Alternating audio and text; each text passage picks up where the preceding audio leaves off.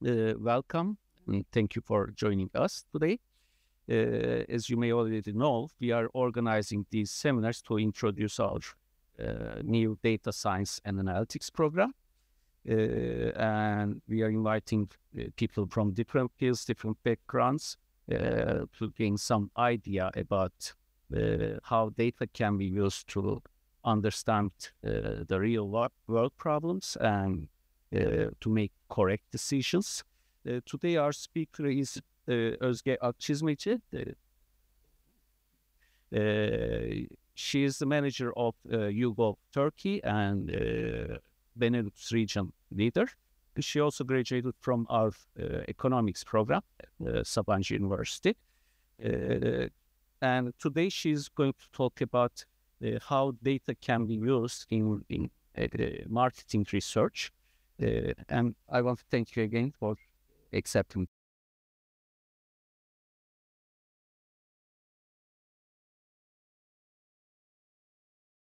So I'm a graduate of Sabancı University, and I had my master in University of Leuven in social policy analysis. And then I went to the more in terms of corporate world.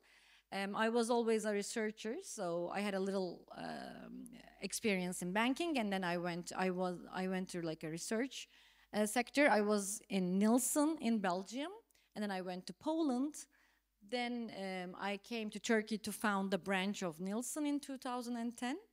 And then I had worked in Ipsos in both in Turkey and Geneva. And in 2017, it was a landmark for me. I found my own research company called WizSite. Why I found this research company? Because I always had an entrepreneurial mind. And I also think that, there was some gaps in the research sector in terms of speed, in terms of kind of innovative delivery. So I founded WizSite, which has been acquired by YouGov, which is a British market research company, international market research company, in 2020. So 3 years after that I found WizSite, the YouGov has acquired my company, and that was in news because YouGov is basically in market stock exchange in London. I lived in 6 different countries, and I visited many. So that's also a part of me, I believe. So what is YouGov? YouGov is basically data analytics and market research company. It's living data, so it has a panel, and then that panel consists of 24 million people all around the world, and we are checking their pulse each and every day, basically.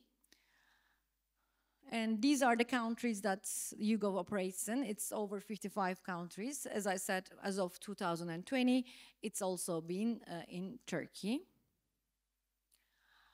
And we are so as I said, there is a panel, and the panel consists of 24 million people. And those 24 million people are engaged, and basically we are sending them a survey that's scripted by the programming. And after that has been they open the survey, the panelists, they answer their questions, and they have basically they're saying it. And then that goes into aggregated data, and then we analyze it as in the market research sector, and give our clients a report. So client comes up with a question, you will see in 3 different cases in here, and then that question, we design a survey, which you are very familiar of, I believe. And then with that survey, we ask the respondents from our panel, and we do many checks. So we do security checks, we do bot checks, we do checks in terms of if they answered certain age at some research, did they answer the certain age in another research? So we do zillions of checks to ensure the data, and then we make a report with the insights and present it to the client in general. So these are the awards that we got from Market Research Association, which is TÜYAD, so Turkish Market Research Association. We work with many clients, around 300. And so it's each year, this independent research association gathers all the respondents, all the projects from Turkey, and they select the best projects, the most innovative, the best project, or the most visionary projects. And from WizSite onwards, we were not bad, I would say. So we had some research, and I'm going to present 3 of them today for you to like understand how we are using this market research basically in real life cases for our clients. So these are the three cases. So three cases basically are, one of them are Magnum, so Unilever, from Unilever portfolio, the stick ice cream. The other is Puma, the sports brand and apparel. And third one is Spotify. I think we are using it daily, I believe, most of us at least. So in terms of Unilever, so what did we do to them? So Unilever came to us when it was with site, and they told us, I mean, you know that they are doing this lottery from the sticks in Turkey. I don't know if anybody doesn't know. So you eat the ice cream, and then from like, I don't know, from the wooden part of the ice cream, there's a code. You enter the code, and then when you enter the code, so basically it goes to like a system, and you can win certain prizes, like generally like Bugatti or Porsche, you know, sometimes a yacht. So you can win very big prizes. And that lottery is apparently the second biggest lottery after Milli Piyango, so the national lottery. So millions of people enter to that lottery. Imagine like a client, a marketing team, you have GDPR compliant millions of data and you cannot use it for years. So they came up with to us and say, I mean, we cannot use this data for many years. I mean, is there a way that we can utilize it? So what we offered them is basically a solution that they can both have an insight and also reuse the data. So we designed a fun survey. So the people who are entering that lottery are obviously Magnum users, 90% of them, because they have the stick or someone else had the stick. But the survey shouldn't be very boring. So in general, in market research, sometimes surveys are designed in a way that it's not really very daily used, right? I mean, it's like, oh, according, like, which one better explains the intention that you want to buy this like definitely would buy, probably would buy. You know, that's not what we usually speak, right? So that's especially, I mean, you are giving lectures and you're also, some of you are students, you know that that's not, especially young people speak. So we made a very fun survey. It's like, oh, I mean, if you were in a we didn't ask if they were single or married or if they had kids, but we rather ask, I mean, if you were in a party, I mean, what kind of situation would you be in? Oh, I would be with my wife or husband. Oh, what party? I have kids at home, or I'll be mingling, etc. Or there was another agenda that at the time Magnum was going to launch to vegan Magnum. So now there's vegan Magnum. At the time there wasn't a vegan Magnum. So we wanted to know who are vegan in our population, right?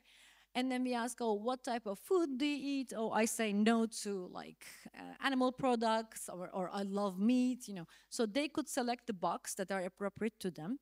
This is not really like picture perfect market research, you know, in terms of that's like 100% accurate. However, it has done the job quite substantially. And by that, we have completed 652,215 people survey. And that was free of charge. I mean, not free of charge inside, we charge our consultancy, but there was no field cost. It was basically what already entered into the system as Magnum users, so we knew them, they were Magnum users, and we offered them a fun solution, fun test. And in the end, we just said that, oh, your Magnum pleasure is, I don't know, Magnum Ruby or Magnum like nuts, etc.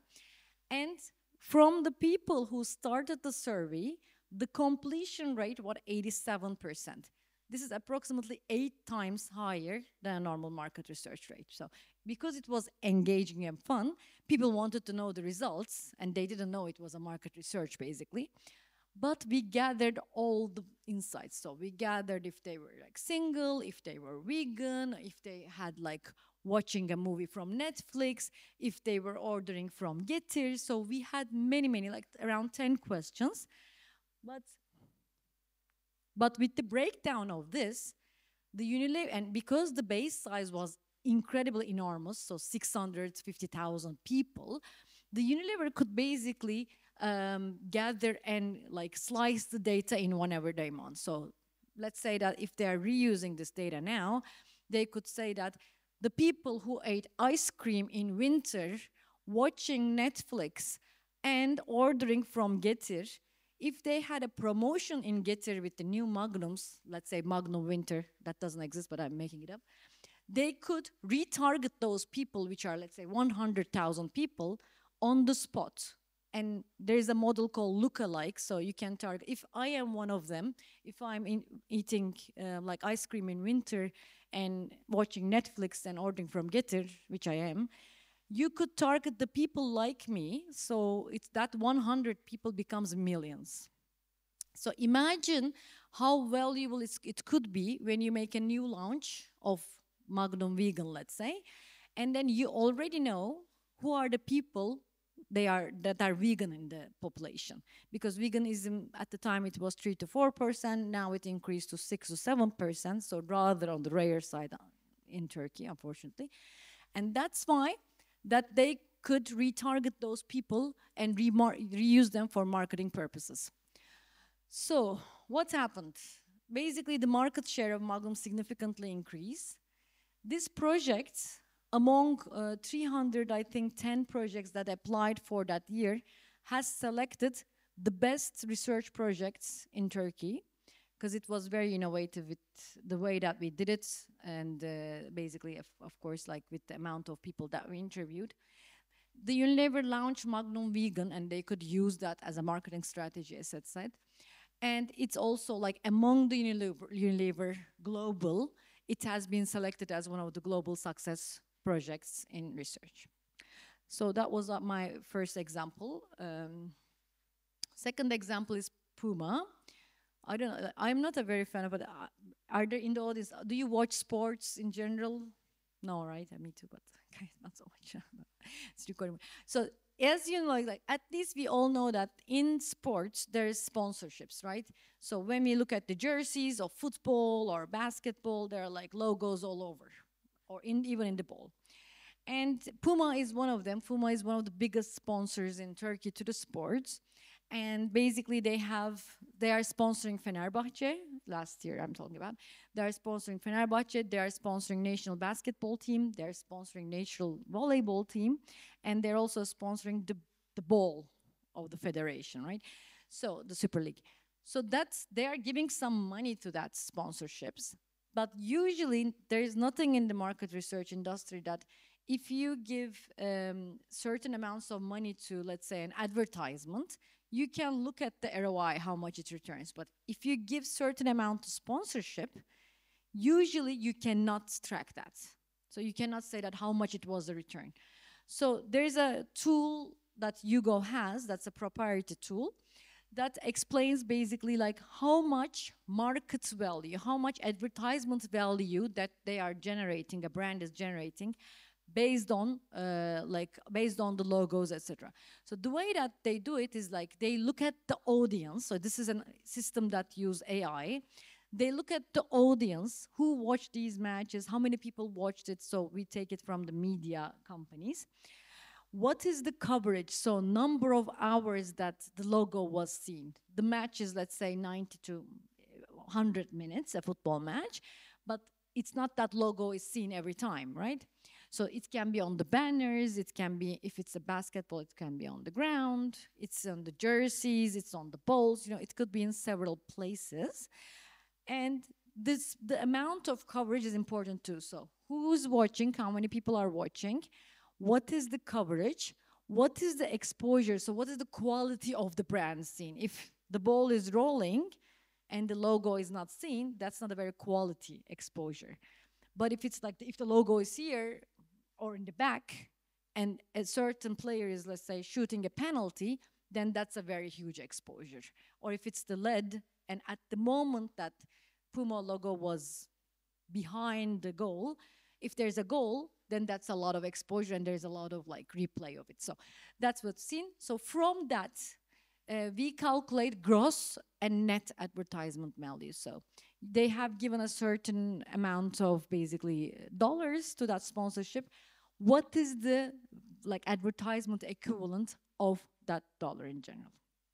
So so we look at our artificial intelligence tools, looks at the logo, like how much it's seen, the location of the brand, etc., and it calculates a measure for us. So there's some multipliers, so duration of the exposure, let's say like 1 second is 1, 2 to 5 seconds is 1/5, etc. Or size of the brand, if it's 5% of the brand, it's 1, 5 to 10% is 1.1. So there's several multipliers like that to calculate the value.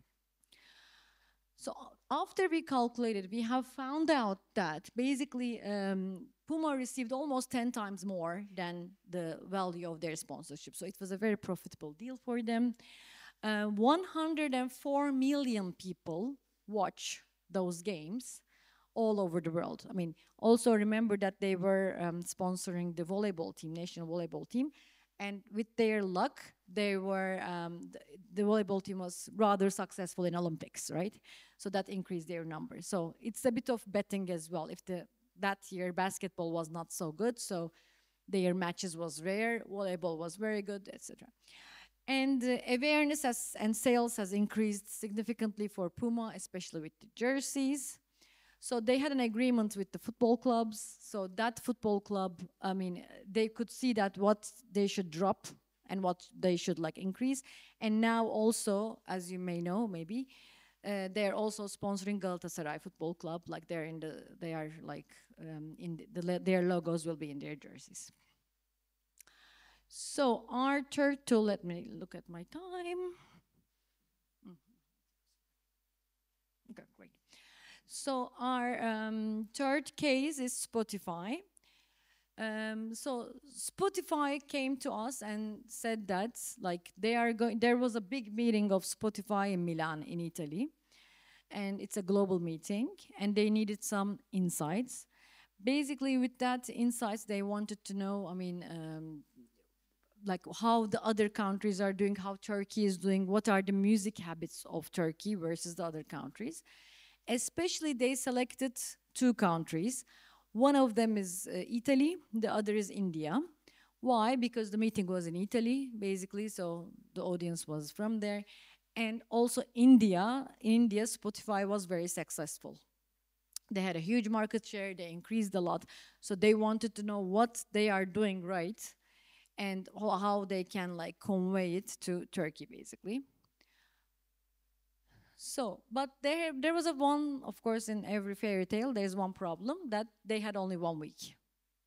So, I mean, we were like, okay, so I remember it was, I think, Friday, that they came back to us, and then the meeting was on Friday or something, the next Friday. They were in Italy, actually, so they needed the insights. Obviously, like making a market research takes time. I mean, you need to understand, you need to like make a survey. The survey has to be scripted. It goes to the field and it's checked. It goes to the field, to the panelists, basically.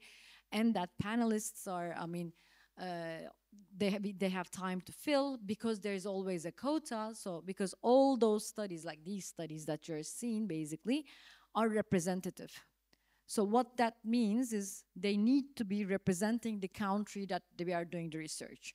So if the research is in Italy, it has to be representative of the cities, the age, the gender, or the music habits. So it has to be representative. In Turkey as well, whenever we do a study, we do very much representation. So I mean, and sometimes in cross quotas. So we make sure that the people who are aged 18-24 to a certain percent, 25 to 35 is to a certain percent. People living in Istanbul is around 35%, versus in Ankara is 12%. So there are zillions of quota. So we don't under or overestimate anything. So that was quite challenging. It was, I mean, mission impossible, basically, to make a new survey. However, what we did, is that we have a tool called Profiles. Let me go back to here. So basically, it's a tool that we are using as YouGov. It's like we are asking the same type of questions, around 1,000 or 41 questions, I believe, everywhere, all over the world, for 55 countries in the same manner. So we are asking what type of music the people are listening in country representative way in 55 countries, And we are asking them every day. So it's a fresh data. So it's not that we asked them 2 years ago and then we can pull the data. No, we are asking it every day so we can basically have the fresh data. So we talked with our client and said that, look, we have this tool called profiles. So the data has already been collected in a representative way and it has been cleaned. So let's look at the attributes there. Let's look at the questions there. And we see that what might interest you in those data. And so we had, I know, 25 questions, let's say, about life habits and music. And we selected around 15 of them that is consistently asked in 3 countries that they are interested in: Turkey, Italy, and India. And it's been asked to basically 176,000 people in India, 8,500 people in Turkey, and 22,000 people in Italy. So it's a very robust base size. Generally, I'm sure in your research as well, or in any market research, you don't go up as high as these numbers. There's like basically a number that is in Turkey, according to Turkish Research Association, it's 800 in Turkey that can represent Turkey. Of course, if it's like a political survey, then it goes much higher because you need to go to the villages, you need to go to like certain areas. But if it's a marketing purposes, generally 800 and plus, obviously, it's relevant. So this number is extremely high, but thanks to that number, we could break down in many, many layers, right? So in total, we had 207,000 people in those 3 countries that has already been interviewed and their data has been collected. So we selected some of the attributes that we selected are like as follows, like I prefer to discover new music before my friends. I can't spend my day without listening to music. I prefer streaming platforms to listen to music, so not radio. My favorite music is, I don't know, rap, jazz, whatever. And I do listen to music from the radio, from streaming, from laptop, from my phone. I like to discover new genres of music. How much music I consume. I mean, I consume it every day. I consume it 5 times a day or 5 hours a day. So these were some of the questions that we pre-selected. And then we start analyzing them. So what did we found out is that basically in Turkey we have, so this is the whenever I'm available I listen to music ratio. So 48% of Turkish people that we interviewed said that whenever I'm available somehow I listen music, whereas this number is 24% in India and 35% of Italy. So we found out also that I can't spend my day without music is 52% in Turkey. So somehow we are very much exposed to music and we like to have it in our lives one way or another.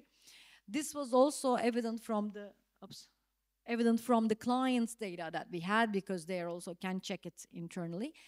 So we understood that the Turkish people are a bit more engaged and they are having the music more in their daily lives. Also, when it comes to I like finding out the up and coming music before my friends, it was 57%. So it's higher than, let's say, Italy. So Italian people didn't have the need that they want to find out the new genres before everyone else. But Turkish people, especially the youth, from the data that I remember, want to find out the new music, up-and-coming people, and they have this ability. And also, there was another question that is not here, is they love to, so Turkish, basically people in our survey wanted to share the music. So they want to share their list. They want to share the music on their Instagram. So they want to share the music to someone that they love, So there was a lot of sharing occasion that we saw. And for that, I don't know if you remember sharing a Spotify and sharing campaign.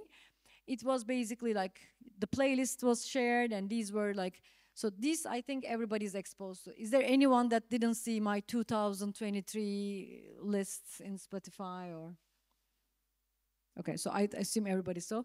So then Spotify came up with this 2-3 years ago, that they were in the end of the year, and I know people that are very careful towards these times, so November, December, to make their list a bit cleaner and nicer, you know, because because it's basically kind of like the Spotify gathers that data. So it's like Spotify started to gather this, okay, this is the music that you listen most often, this is your type, and this is like basically your listening type. Okay, this is not my data. My data is full of baby sharks. So it's adventurous, right? So I'm adventurous, or this is basically the best top music. This is a very cool guy, especially a girl, Rammstein, The Cure, etc. So this is the top music that they listen. So, and people started sharing their music list, sharing their basically the taste of music or their type of music, right? And they made it in such a cool layout, I think. And they put a button on it to share it on Instagram or whatever, Facebook. So it was a great marketing strategy, because basically it increases their chances of getting known from the people that they didn't know. I mean, you can use a Spotify, but obviously what Spotifyers want is that you go to premium. And recently, by the way, I don't know if you heard about, do you know Bumble app, the Tinder app? Like Tinder, there's a Bumble app, yeah. So Bumble used a very interesting technique as well recently, so it's not my study, but I like the idea. So basically in universities, they put posters saying that, like basically black marketing, they put posters in the basically it's amphis, like classes, saying that no Facebook, no Instagram allowed, and no Bumble allowed. So this is the time that the Bumble was launched very recently, right? So people didn't know Bumble, so it's years ago. So people are like, imagine a student, like 20 years old students sitting, and then they are like, okay, no Facebook, no Instagram, what is that Bumble, you know? So it's like the same territory that is a bit hidden or that's intriguing, so they create some kind of, basically like, yes, create some curiosity.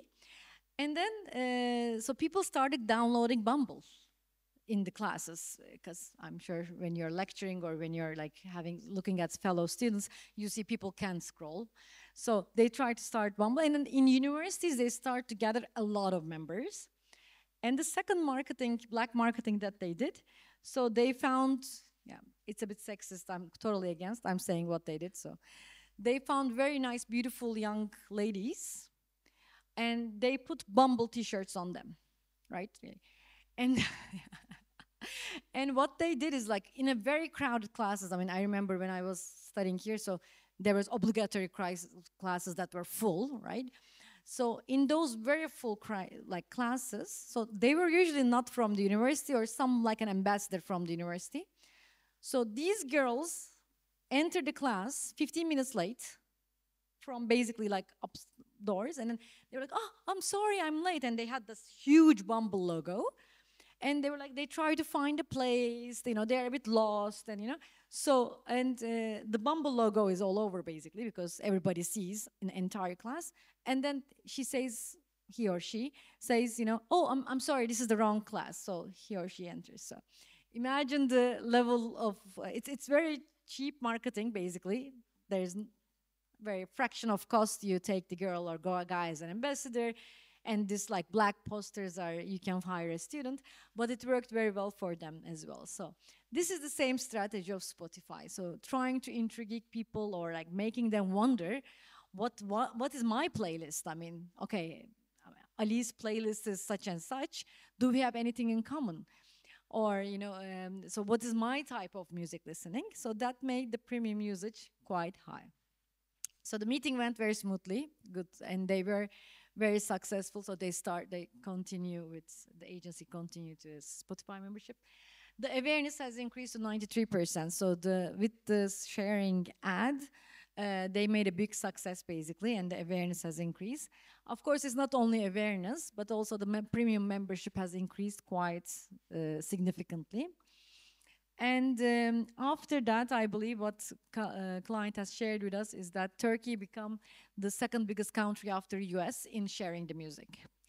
So which affected the Spotify membership as well. So I want to leave some room for questions because I thought that you might have some of them. So this is what I'm going to present. So if there's any questions, I can have it.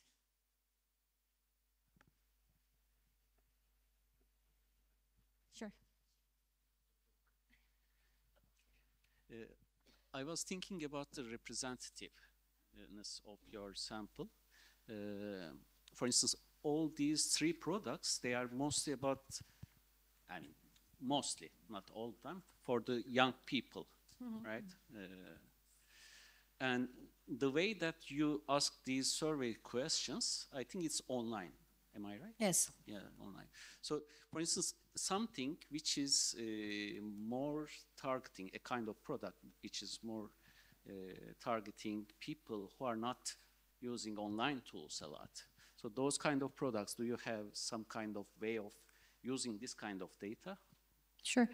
So, I mean, in general, the penetration of online is quite developed in Turkey right now. So it's around, I think, 86%. So previously, when I came back to Turkey like 14 years ago, we were doing a lot of face-to-face studies, right? So we still do sometimes. But what is the reason that we do? If we are going to leave a product to the respondent, like a detergent or like anything, like any product, then we do leave the product and face-to-face and go and get the product face-to-face.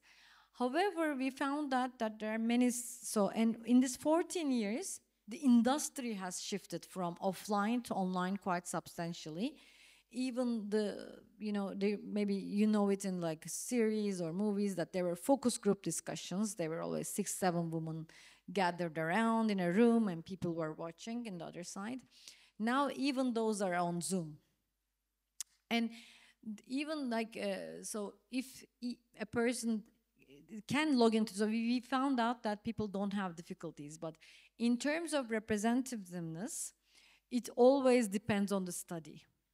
It's not that every time we need to do like Turkey representative as like very strict quota.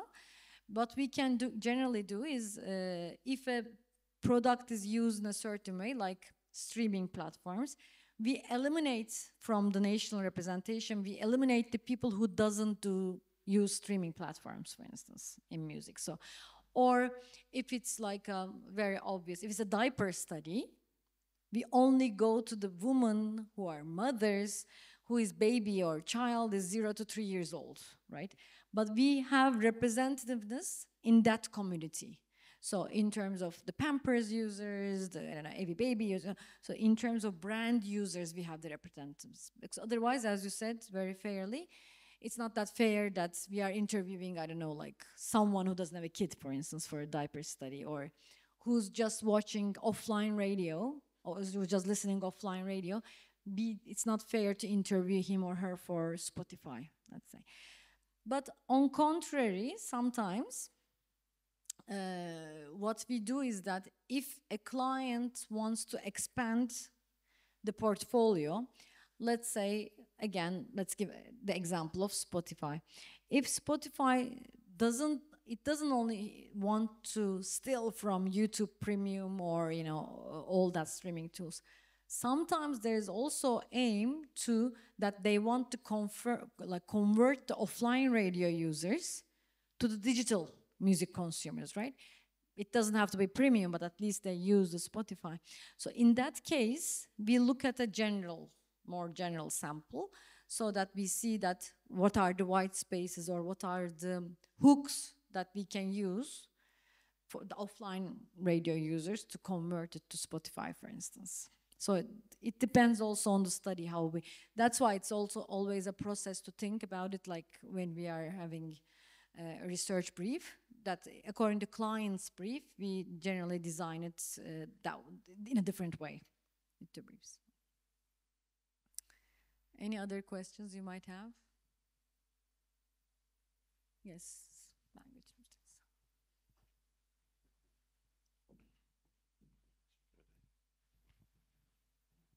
I wanted to ask about like the competition, like seeing your success in all of your portfolio projects, especially like the Unilever case. Do they try to like replicate it, or like how do you compete with that?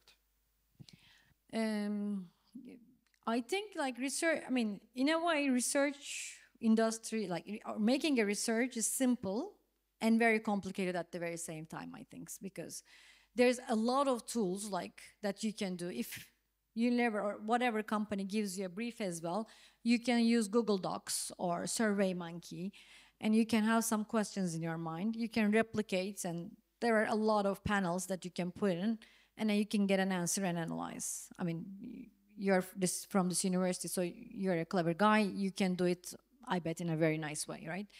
So the different source of this research thing is a bit more insight. So first of all, you have to be, so every brief is different, as I said. So there's this Magnum brief, very different. And there could be another Unilever brief about tea. Lipton is also a Unilever portfolio. So they could have another brief about tea, and that requires a completely different way of thinking. So even though it's been replicated, it doesn't give the desired result because it's not according to brief. So that's why the researchers in general in the company are very important. They're very important in two ways. They are kind of gatekeepers because, I mean, marketing people sometimes try to, let's say, push in a certain way, the way that they are doing. So we have to be saying that, okay, this is the way we ask, this is the way it's supposed to be asked, you know. So it's more like an accountant. You have to be firm, like a consultant.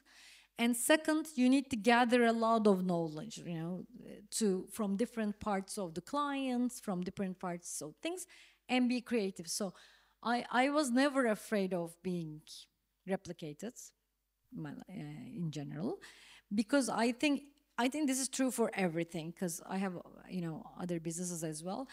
It's the way that how you can connect the dots and execute matters more than, you know, like getting it replicated, in my belief. But you are right, and if it's replicated, it's replicated. Let the best one win, I think, in my opinion, in general. Yeah. I think we can have maybe, yeah, one or two questions more. Yeah, yes. So who can be a researcher? I mean, it's this is a very interesting journey, because I graduated from economics, as I said, and I had my master in social policy, and I was always a very analytical person. You have a question? 1 minute later, I will give it to you, okay? And then, so I think in research industry, what I found out is I'm not as analytical as an engineer, right? I mean, my father would love me to be an engineer. He's an engineer himself, but I was really, I don't have the material to be an engineer. I'm not that analytical. I don't have spatial, for instance, IQ. I wasn't as creative or as right-brained to be an artist, let's say, right? So researchers generally, or good researchers in generally, have a combination or a balance between right and left brain. So they could be graduate from, let's say, an analytical sociology and psychology, and this like basically the new, as you said, data analytics programs are the ones that we recruit generally from. But there are surprises as well. There are engineers who wants to be in this way, or me myself, like economists. There are a couple of economists. But it's always, if you're right and left brain, so your creative side and your analytics is more or less at par in a balance, then I think, in my opinion, this industry is or any consultancy industry is pretty relevant. You had a question. How do you like measure customers in terms of like its loyalty, like effectiveness in terms of customers' loyalty? Like, is there main measurement like constant purchase of customer? Sure. So we basically there is like a funnel. Let's say I wish I think I have it somewhere, but it will take some time for me to find out. So there's like a, let's say, triangle like that. So it's like a funnel type of triangle, right?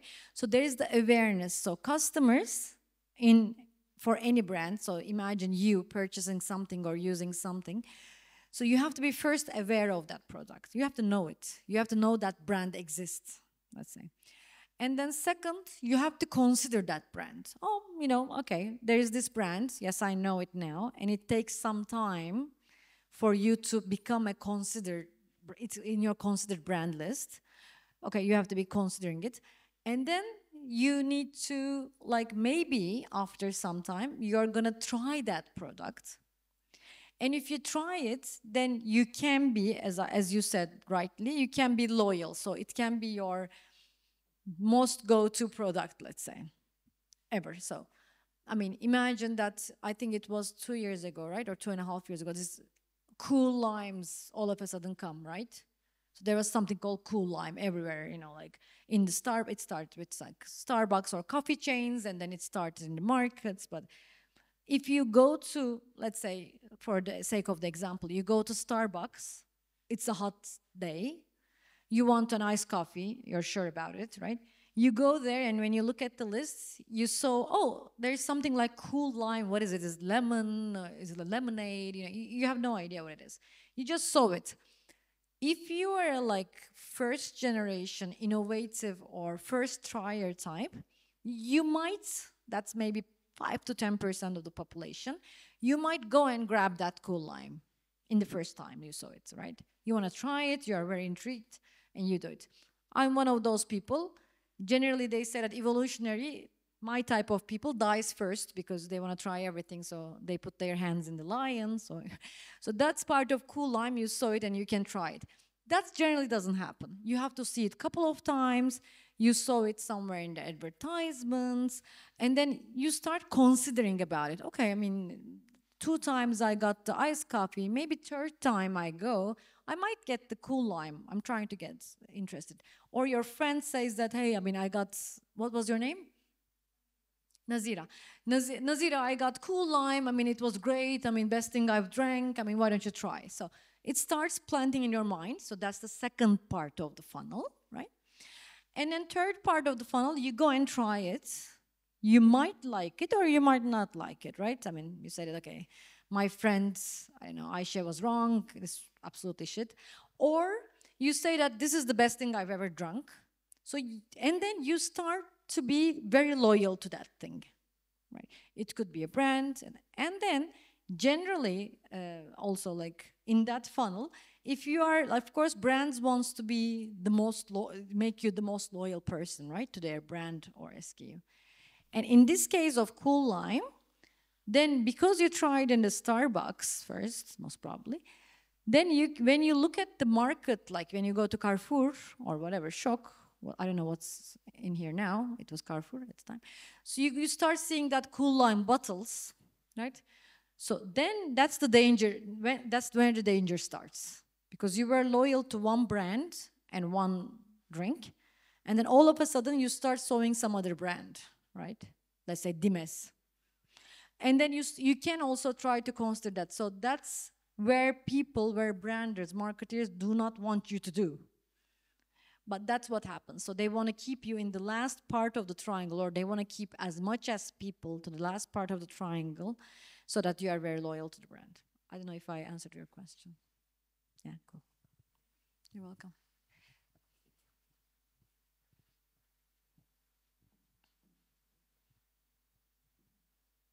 Maybe my question is more a bit of a technical question, but I still wonder. I try to answer.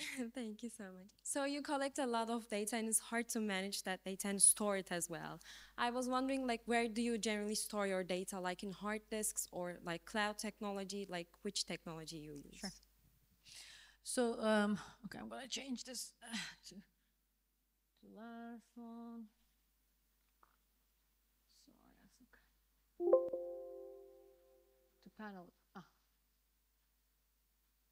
Yeah, so storage of data is hard. So it's 24 million people.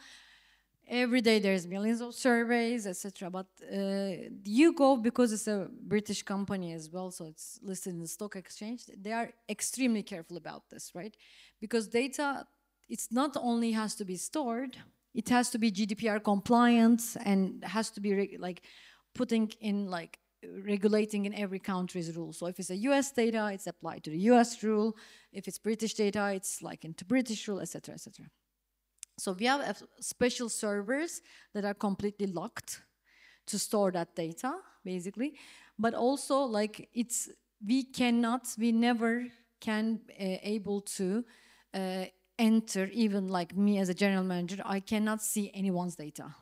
So it's locked. So I can only see certain things that are basically not GDPR, like it's GDPR compliant. I can see a woman aged 28, which is a university student, answered this question a certain way. That's the only thing I can see. So because there are millions of women in Turkey at 28 years old that are university students, that I cannot spot you, for instance, right? I cannot say that this girl answered this question. So that's the way that how we see it. Even that we don't go into individual data, we always get it like aggregated. So I always see like women in general what they think, or university students what they think, you know. So that we cannot enter the data in general, and we cannot see it by individual responses. Sometimes I wish I could see some of them. I'm curious, but no, that we cannot see it, and it's not allowed at all. That was my follow-up question, by the way. How do you ensure that data is private and it's secure about the person that is answering? So yes, exactly. So we gather them. We gather a consent form when they enter a panel, and we are making sure that we are very compliant with that. But also, this brings me something that is I found it interesting in YouGov, because I worked in other international research companies as well. What they do is they give feedback to the research that they do. For instance, I'm going to give just a fun example. In UK, they do a lot of questions about royalties, right? So, oh, did they like Kate Middleton? What do you think about the Queen? You know, so just for some fun and engagement of the panel. Why we do this? Because we want to, imagine you're all panelists, you want to be busy, right? You don't want to be seeing like once email survey in a month. You want to see some small stuff. And what we do as well, or like for Christmas, are you gonna buy a gift, let's say? Or that's kind of like a New Year survey that we did as well, this occasionally. And what they do, like if you answer the question about New Year survey, if you are gonna buy a gift, who are you gonna buy a gift, where are you gonna buy it from, etc. Like small survey, let's say. And if it's been published in independent newspaper or in a website, then they email you back saying that, okay, this is the research that you participated in. I mean, we don't know your answers, right? So, but this is the research that you're participating in, and like you, 999 people more participating. So there's 1,000 sample, and this is what British people, including you, think about the New Year, up and coming New Year and the presents. So it's also, I think, fun way of engaging a panelist. Again, you don't see the other people's responses, but you see aggregated research in general, and it taps back to the panel. I see. Thank you so much. You're welcome. Any other? We are just on time. Okay. Thank you.